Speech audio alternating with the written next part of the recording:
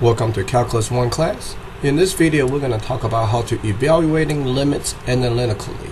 Alright, now in the previous recording, we talked about the limit of the function as x approaches to a c. The limit does not always depend on the value of f at that number c, because it may not exist at that particular number. Now, sometimes it actually does happen. Okay, some limit of the function can be evaluated at x equal to c. So in such cases, okay, these limit can be found by using what we so-called the direct substitution. Okay, that is to say, as the limit of the function f of x as x approaches c, we can simply substitute the c into the function. Okay, and the reason why we are able to do that, the direct substitution, is because these type of functions are well behaved and they are continuous as c. Alright, so this table here is trying to show you that different types of functions. Okay, these are the basic properties.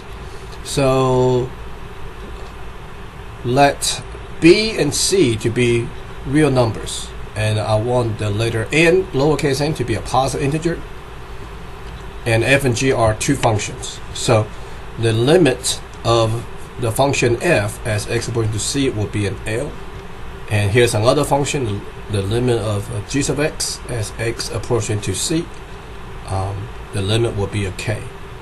Alright, so this first one is saying the limit of a real number, b is a real number, as x approaching to any c will still equal to that real number itself.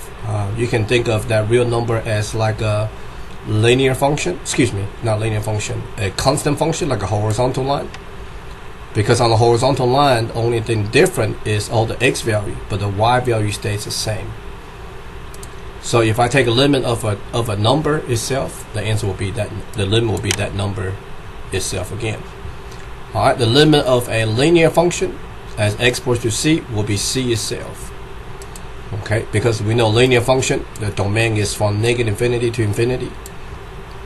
Alright, well behaved. So if I want to evaluate a linear function at any given point, okay, the limit would be that number itself.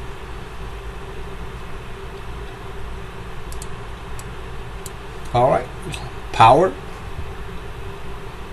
Okay,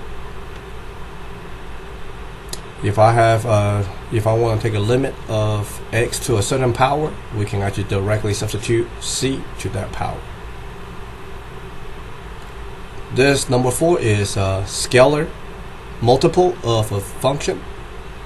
So what happened is, if in front of my function there is a number times that function, okay, we can actually evaluate our limit by substituting c, which will equal to an L, and then bring back the number that was in front of the function times that L. Sum and difference of two functions. When I take a limit of two functions that you can add or subtract, all I need to do is just add and subtract their limits. Same thing with multiplication. If I got two functions being multiplied, alright, as a limit of x approaching to c for both functions, all I'm going to do is multiply their limits. Alright, same thing here with quotient of two functions. The limit of the quotient of two functions as x approaches to c will just be the limit dividing each other. Now that's assuming, k is actually not going to be equal to 0. Alright, if I have a power on the outside of the function, okay, then that same power will be on the outside of the limit itself. Alright, furthermore, and as I do some example, I will come back to this. Alright, limit of a polynomial function. Polynomial function, the domain itself is actually from negative infinity to infinity. So all the x value exist, okay, on the entire domain. So let's say if f is a polynomial and c is a real number, the limit of a polynomial function as x approaches to c, we can simply substitute c into the function. okay, by doing a direct substitution. All right, if f is a rational function, okay, that is given by p sub x divided by q sub x, and c is also a real number, so the limit of my rational function as x equals to c, well, I can actually substitute c into my function. All right, and that's, of course, that's assuming q sub c is not going to equal to 0. All right, so I can use direct substitution if my limit does exist. Okay, we call, I just normally call those the well-behaved functions. All right, let's try an example. This one is a linear function. Linear function, I can actually use direct substitution. So the limit of my x plus 5 as x approaches to 7.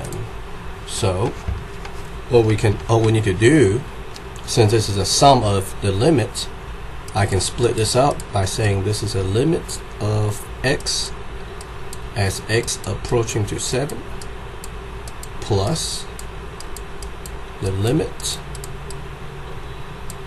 of 5 as x approaching to 7.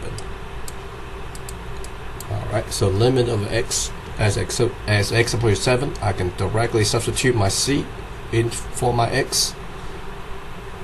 So that would just be 7. Alright, the limit of a real number is the real number itself. Okay, think of a horizontal line. Let's say this horizontal line says y equal to 5. A constant function or a horizontal line. Okay, all the y values is going to be 5. The only thing different between every point is the x value itself. So that's why the limit is still going to be 5. Alright, so if I add them up, my answer, the limit for both of these together, 12. Let's try one with a polynomial function. I know this function is a parabola. Domain of a parabola is from negative infinity to infinity, so this is a continuous function. So again, I can just take the limit of x squared. Since this is an addition, I can split them up as x approaching to 1 plus the limit of 4 as x approaching to 1. By direct substitution, since it's continuous, that will be 1 squared, which will still be 1, plus limit of 4 as x approaches to 1 is still going to be that number itself. My answer, add up the two limits, x equal to 5. Alright, let's try an example of a rational function here. Alright, if you actually take a look at it, as x approaching to 1, if I substitute 1 in the denominator here, my denominator will not equal to 0. Alright, so my x is actually defined at x equal to 1. So, okay, since my limit does exist at x equal to 1, we can use a direct substitution. So I can write this as limit of my function. Limit of my function as x equal to 1, I can substitute 1 for that x over 1 squared plus 3. And that will actually give me 1 over 4. And that will be my limit. Okay, now I'm going to graph this particular function here and kind of show you. If I say x divided by parenthesis x squared plus 3.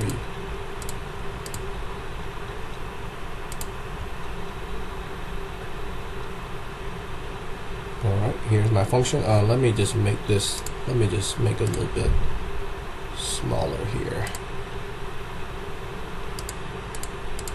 Let's see what happens. I'm going to shrink down the window a little bit. Let's see, a little bit better. Not much better. Alright, so if I go to x equal to 1, my limit is 0.2514. Alright, so it appears that this rational function, the domain is from -infinity to infinity. Alright, so that's why we are allowed to use direct substitution. Now we know that if the denominator becomes 0 for a rational function as exposed to that particular number c, alright, then the limit of the rational function cannot be evaluated by direct substitution. Okay, so what we can do is actually write a simpler function that will agree with the given function at all but that one particular point c.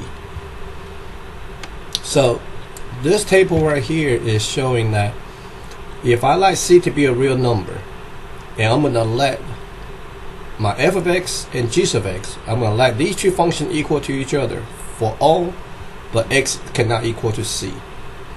Alright, in an interval that containing c, if the limit of the second function as x approaches to c does exist, then the limit of my original function will also exist.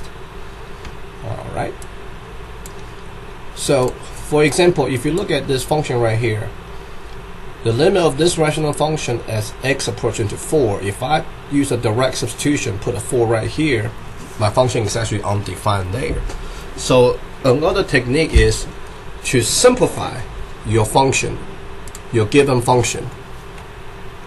Alright, so if I will simplify this function, as limit of my function as x equal to 4. Alright, this top, if I want to simplify this function, I gotta see that this numerator is a difference of cubes. So to factor out difference of cube, that will be x minus 4 times x squared plus 4x plus 16. Alright, that's difference of cube. Alright, over the denominator x minus 4, there's nothing can't be factored except 1. So I'm going to put them in the parenthesis to demonstrate a factorial of 1.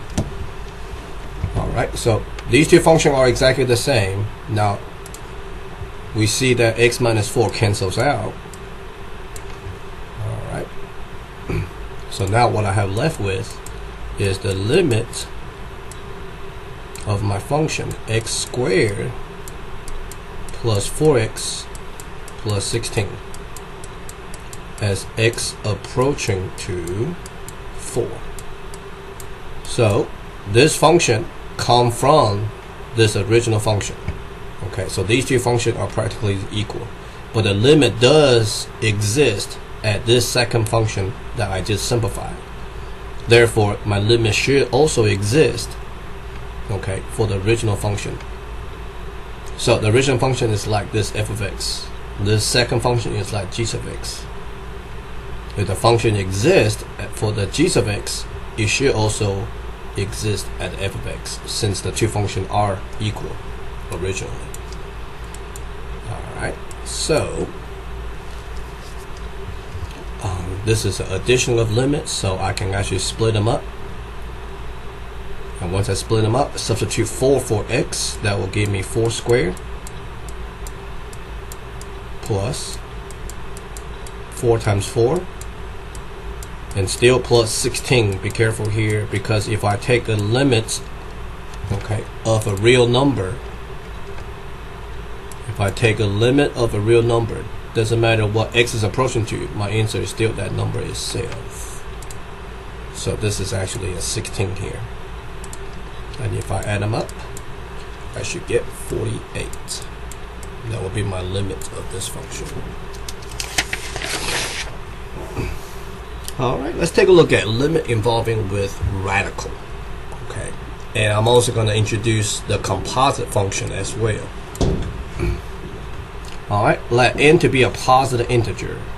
The limit below is valid for all the c when the n, when my root is odd, and it's also going to be valid for all the c that are greater than 0 when n is even. The reason why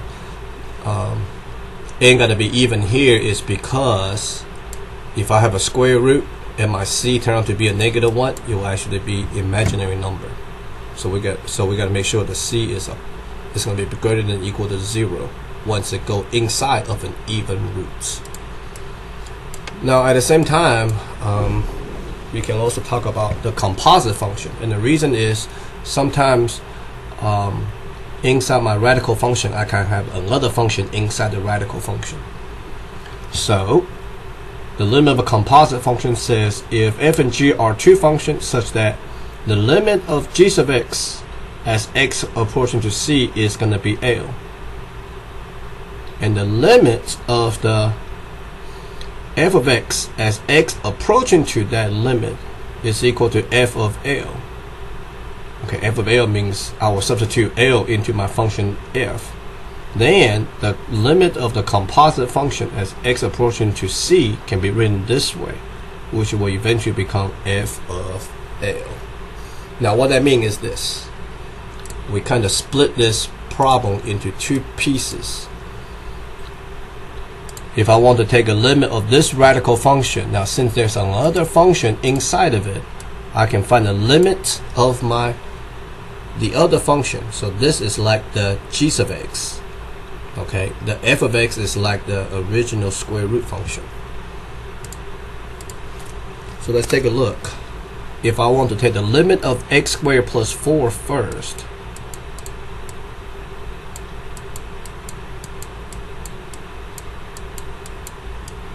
alright, we know this is a polynomial function, so direct substitution will work.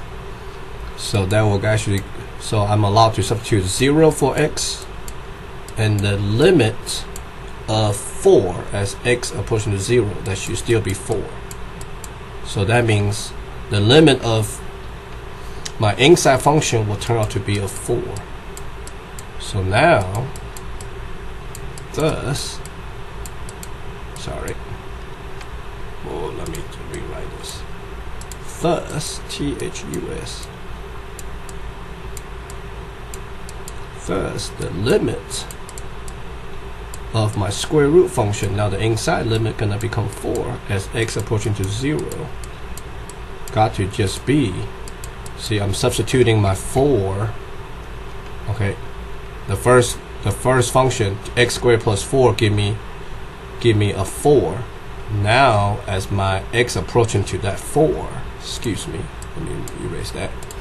As my x approaching to that 4, we'll substitute, we can actually just substitute the 4 into the function, and that will actually just be square root of 4, which is just 2. There you go. So if you think about it, a lot of students can say, oh, if I can do direct substitution, put a 0 right here, square, that will be 0 plus 4 is 4. So then the limit will be 4. And that is true because you're actually using the concept of a composite function to do the direct substitution.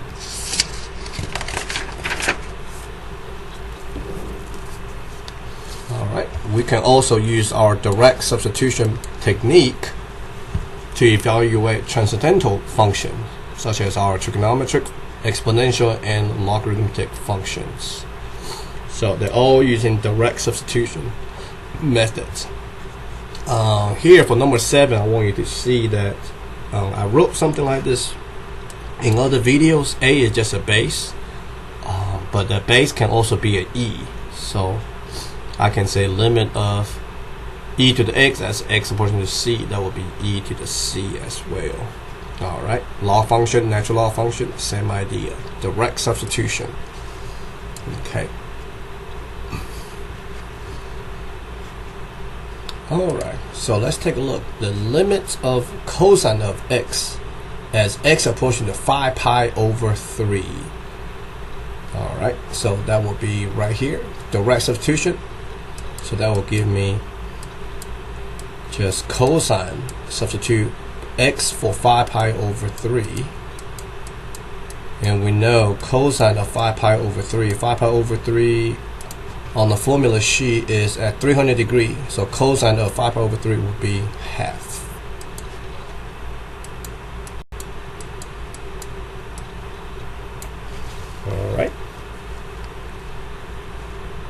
Now the next example, this example here is kind of strange, because if I substitute 0 directly here, e to the 0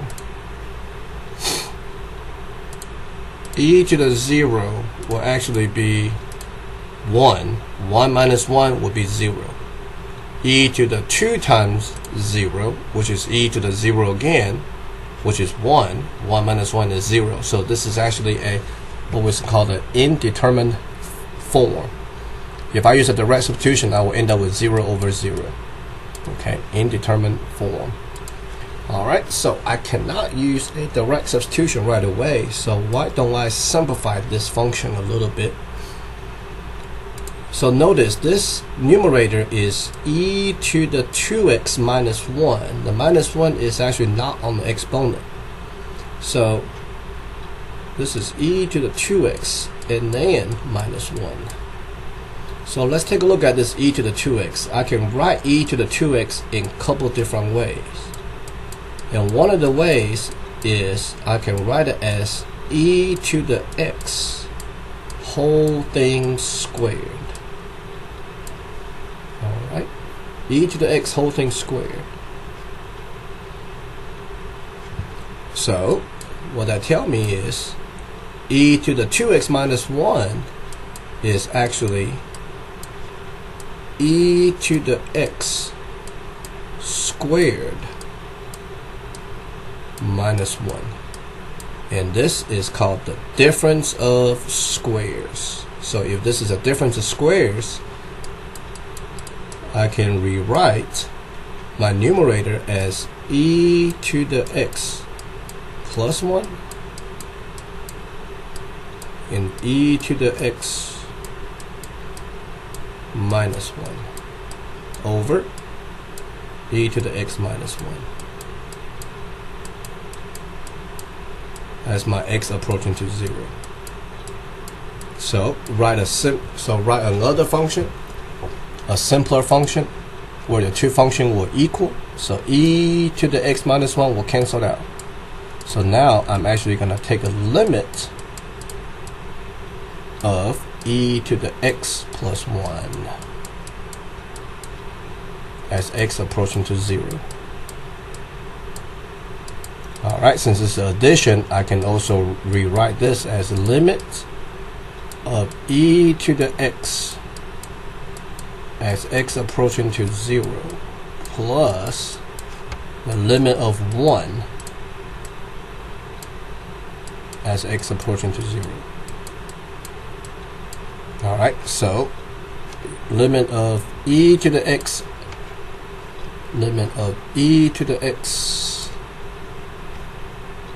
Okay, so my base becomes e, limit of e to the x as x approaching to 0. I can do a direct substitution now. So if I do a direct substitution, it will be e to the 0 plus 1. And we just said earlier, e to the 0 power is always 1. So 1 plus 1, 2. So my answer is 2. Alright. So this is an example where we're going to have where the direct substitution fails at the very beginning of the original function. So we can simplify our function a little bit, then take the limit again. Another technique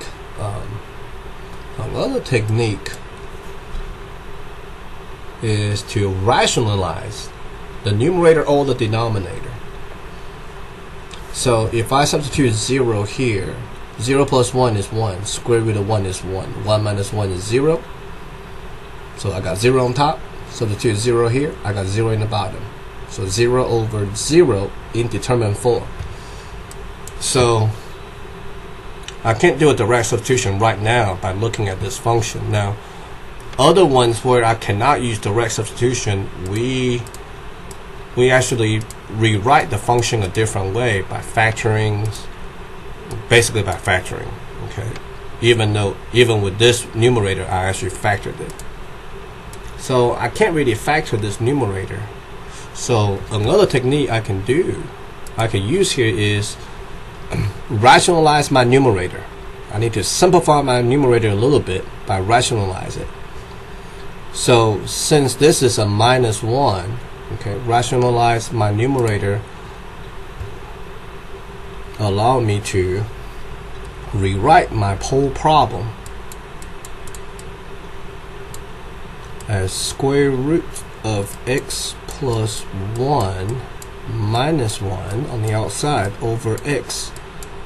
And to rationalize it, I will multiply a square root of x plus 1 plus 1 over square root of x plus 1, then plus 1 on the outside. Alright, because this is actually equivalent of being a 1. And we've seen this technique when we're trying to rationalize a denominator in an Algebra 2 class, where if I have a square root in a denominator that consists of 2 terms, I can actually rationalize a denominator where the denominator will have no more square roots.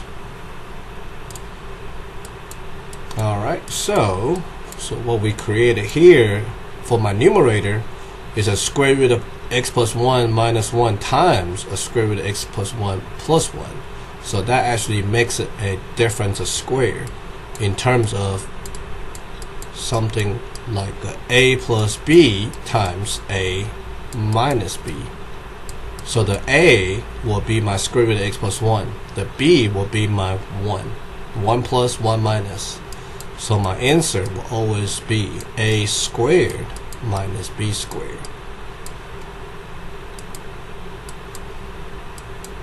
So if I will multiply the numerator, okay, a squared, that will actually cancel out the square root, that will just leave me with x plus 1 minus my b squared, which is another 1, over the x times all that. I'm not going to multiply, I'm just going to write it out. And you will see why just in a minute. Alright, I'm going to write it out rather than actually multiply them. So the 1 minus 1 will cancel out, so that practically just leave me with an x on top. So if I only have an x on top, my x on top, and this x out here being one term in the denominator right now, allow me to cancel them out.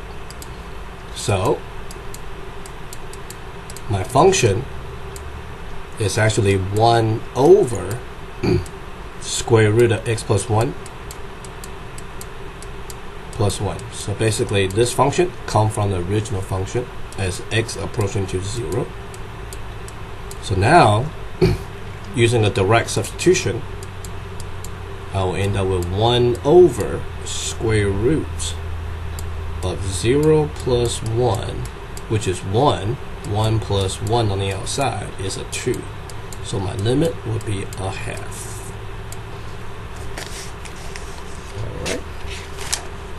Now this last problem I'd like to show y'all is the spatial limits. Okay, I got 3 spatial limits here.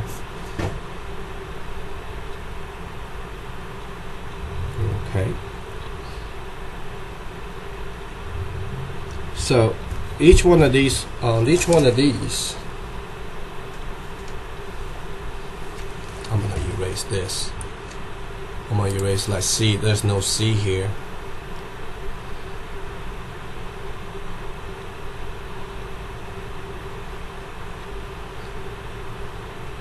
Alright. I'm gonna erase this part, excuse me. Alright, 3 spatial limits. The limit of sine x over x as x approaching to 0. So these 3 spatial limit is x approaching to 0. Okay. So the answer here is 1, 0, and an e. Alright. And we will talk more about it as well. By the way, if I substitute 0 right here, 1 divided by 0 actually be undefined. Undefined denominator is kind of strange. Undefined denominator on an exponent is kind of strange. So that's why this is part of the 3 spatial limits. Okay, so here for this problem, the reason why I introduced these 3 spatial limits is so that I can show you how to manipulate our functions a little bit more. Think about this tangent x. Tangent of x can actually be rewritten as sine of x over cosine of x. This tangent x alone can be rewritten as in this form. Okay, from a trigonometry class that we know, tangent x is sine x over cosine of x. Now, my denominator still have an x here. So, what I can do is manipulate this tangent x over x by writing sine of x, that's on the numerator, over the x in the denominator times, alright, this cosine of x is the denominator. Since there's nothing on, since the sign has moved up to another fraction, that must be 1 over cosine of x.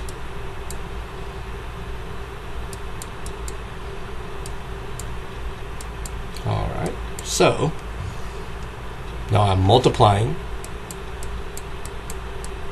Take a limit, the limit of product, I can actually split this. Now, if I would split them, this part right here would be same as here, which would give me a 1. And the limit of 1 over cosine of x as x equal to 0. If I substitute 0 right here for x, 1 over cosine of 0. If I go to my formula sheet, cosine of 0. Cosine of 0, 0 degree. Cosine of 0 degree is 1. So this problem becomes 1 times 1, which would be 1. Alright.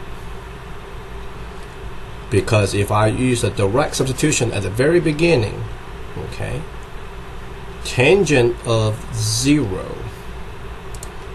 Tangent of 0 is referring to y value divided by the x value. 0 divided by 1 is 0 over 0, and that will actually cost me an indeterminate form.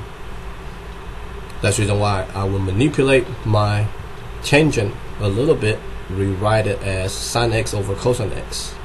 Since I have a denominator x, I can put it right below it to make it look just like this spatial limit here. Alright, and of course, if we run, if you run into other type of problem, you can write it this way, okay, and the limit will be 0.